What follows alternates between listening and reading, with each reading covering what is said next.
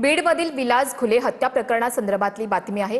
घुले कुटुंबियांनी पोलीस अधीक्षकांची भेट घेतली आहे। पोलीस संरक्षणाची घुले कुटुंबानं अधीक्षकांकडे मागणी केली।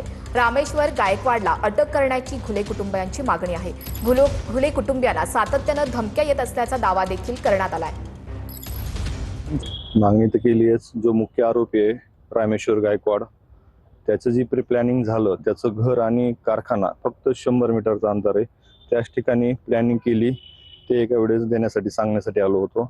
दुसरं जी की मला सारख्या कंटिन्यू धमक्या येतात किंवा इथं काल DYSP आवारामध्ये खुन्नस देणं, धमकी देणं, त्यासाठी एक संरक्षणाचं एक पत्र दिलंय आणि माझ्यावरती आणि उमेश मानेवरतीही त्यांना खोटे गुन्हे दाखल करून ह्या न्यायाच्या भूमिकेतून कसं ह्यांना डायव्हर्ट करता येईल ह्याचे प्रयत्न चालू। त्यासाठी मी SP साहेबांना बोललो।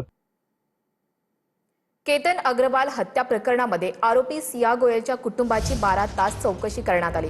लोणावळा ग्रामीण पोलीस ठाण्यामध्ये 12 तास चौकशी करण्यात आली आहे। आरोपी सियाचा भाऊ साहिल गोयलची 10 तास चौकशी करण्यात आली। सियावर लग्नासाठी कोणताही दबाव नसल्याचा जबाब दिल्याची माहिती सूत्रांकडून मिळाली। केतन अग्रवाल हत्या प्रकरणामध्ये आरोपी सियाच्या कुटुंबाची 12 तास चौकशी झालेली आहे। सियावर लग्नासाठी कोणताही दबाव नव्हता असं जबाबामध्ये सांगण्यात आल्याचं सूत्रांकडून समजतंय।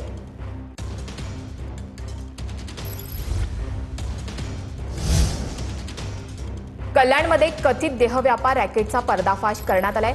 वकिलीच्या आड देहव्यापाराचा कथित व्यवसाय सुरू होता। नामांकित महिला वकिलाला अटक करण्यात आली। 24 आणि 26 वर्षीय 2 पीडितांची सुटका झाली। ठाणे गुन्हे शाखेकडून कल्याणमध्ये कारवाई करण्यात आली।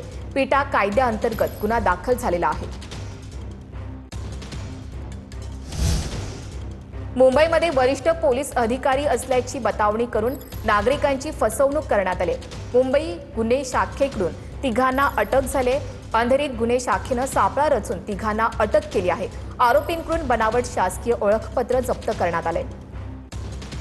त्यांनी लोकांकडून पैसे घेतलेले आहे किंवा मेडिएशन करतात की त्यामध्ये ते काम करून देणार आणि त्यामध्ये एक इस्मानचे चिटिंग झालेली होती आणि त्यामध्ये 10 लाख रुपये त्यांचे गेलेले होते। त्यानंतर आम्ही खात्री केले आणि हा इस्मावर आम्ही ट्रॅप लावले। तर काल ते लीला हॉटेलला तो आणि अजून दोन इसम त्यांच्यासोबत आम्ही पकडलेले आहे। त्यांच्यावर गुन्हा दाखल केलेले आहे। ते गुन्हा पुढील तपास युनिट 1 करीत आहेत आणि त्यांना कोर्टमध्ये प्रोड्यूस केले। आज माननीय कोर्टने त्यांना 4 दिवसची पोलीस कस्टडी दिलेली आहे।